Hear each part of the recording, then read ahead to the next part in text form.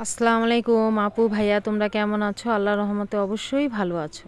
আর আজকে একেবারে খুবই মজার একটি রেসিপি তৈরি করে দেখাবো, যা আমরা সচরাচর গ্রামে কিন্তু সবাই খেয়ে থাকি। খুব মজা করে কিভাবে মূলা দিয়ে, নতুন আলু দিয়ে গরুর মাংস রান্না, সেই রেসিপিটা তোমাদের সাথে শেয়ার করব। আর শীতকালে এরকম মূলা দিয়ে গরুর মাংস কিন্তু খেতে দারুণ স্বাদ। আর এইরকম মজার মূলা দিয়ে গরুর মাংসের তরকারি গরম গরম ভাত ও রুটি দিয়ে খেতে কিন্তু দারুণ মজা। তাহলে চলো খুব সহজ এবং খুবই মজা করে কিভাবে একেবারে বাটা মশলা দিয়ে একটু ভিন্ন স্বাদের মূলা ও নতুন আলু দিয়ে গরুর মাংস রান্না করা যায়, সেই রেসিপিটা তোমাদের সাথে শেয়ার করব। আর অবশ্যই তোমাদের ভালো লাগবে। আমি এখানে গরুর মাংস 1.5 কেজি নিয়েছি। মাংসগুলো ভালো করে কেটে ধুয়ে নিয়েছি। আমি প্রথমে একটি ব্লেন্ডারে পরিষ্কার করা কয়েকটা এলাচ, কয়েকটা দারুচিনি দিয়ে দিব, 2 টেবিল চামচ পরিষ্কার করা জিরা, অল্প পরিমাণ পানি দিয়ে সবগুলো মশলা ভালো করে মিক্স করে ব্লেন্ডার করে নিব। মশলাগুলো আমার ব্লেন্ডার করা হয়েছে। আমি প্রথমে চুলায় একটি কড়াই বসিয়ে দিব। পরিমাণ মতো খাবার রেগুলার সয়াবিন তেল দিয়ে দিব। তেলগুলো আমার গরম হয়েছে। আমি এখানে হাফ কাপ পেঁয়াজ কুচি দিয়ে দিব, পরিমাণ মতো বা স্বাদ মতো, কয়েকটা এলাচ, কয়েকটা দারুচিনি, কয়েকটা তেজপাতা পরিষ্কার করা। এখন অনবরত নাড়তে হবে। পেঁয়াজগুলো হালকা বাদামি কালার করে ভেজে নিতে হবে। পেঁয়াজগুলো আমার ভাজা হয়েছে। আমি এখানে 1 টেবিল চামচ রসুন বাটা দিয়ে দিব, পরিমাণ মতো 1 টেবিল চামচ আদা বাটা, পরিমাণ মতো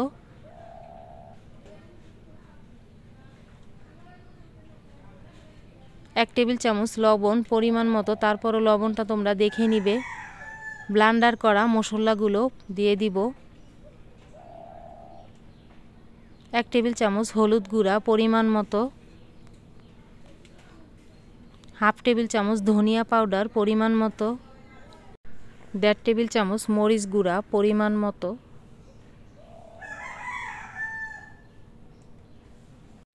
সবগুলো মশলা দেওয়ার পর চামচ দিয়ে অনবরত নাড়তে হবে, না হলে কিন্তু তলায় লেগে যেতে পারে। মশলাগুলো ভালোভাবে কষাতে হবে। মশলাগুলো আমার ভালোভাবে কষানো হয়েছে। ধুয়ে রাখা গরুর মাংসগুলো দিয়ে দিব। আবার কিছুক্ষণ চামচ দিয়ে নেড়ে দিব।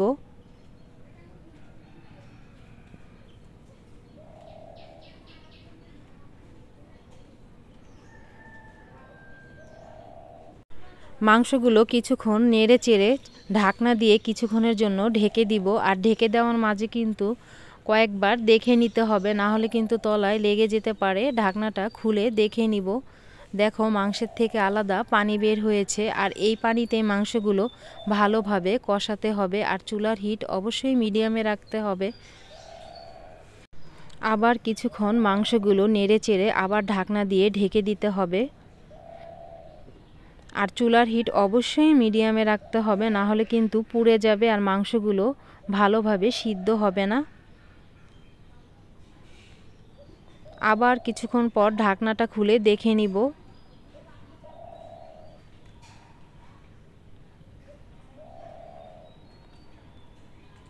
আবার কিছুক্ষণ নেড়ে চেড়ে ঢাকনা দিয়ে ঢেকে দিব। এর ফাঁকে আমি কিন্তু মূলা আর আলুগুলো ভেজে নিব। আমি প্রথমে চুলায় একটি কড়াই বসিয়ে দিয়েছি। অল্প পরিমাণ খাবার রেগুলার সয়াবিন তেল হাই হিটে গরম করে নিয়েছি। ধুয়ে রাখা মূলা এবং আলুগুলো দিয়ে দিব।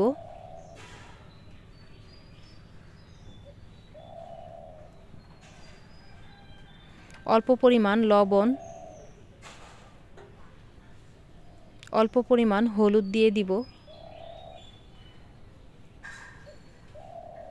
আর এখন অনবরত নাড়তে হবে, না হলে কিন্তু তলায় লেগে যেতে পারে।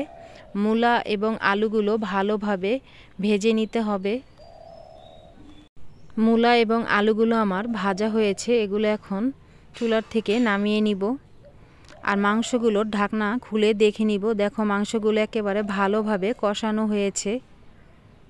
ভেজে নেওয়া আলু এবং মূলাগুলো দিয়ে দিব। আবার চামচ দিয়ে ভালোভাবে নেড়ে দিব। কিছুক্ষণ নেড়ে চেড়ে মাংস এবং মূলা আলু ভালোভাবে 10 মিনিট কষাতে হবে।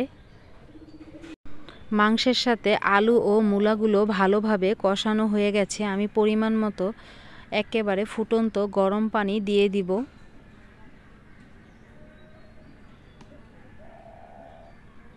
আবার কিছুক্ষণ নেড়ে চেড়ে ঢাকনা দিয়ে ঢেকে দিব।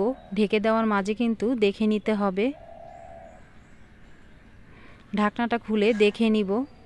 দেখো একেবারে মাংসের ঝোলগুলো মাখা মাখা হয়েছে। 1.5 টেবিল চামচ ভাজা জিরা পাউডার দিয়ে দিব পরিমাণ মতো। কয়েকটা ধুয়ে রাখা কাঁচামরিচ দিয়ে দিব।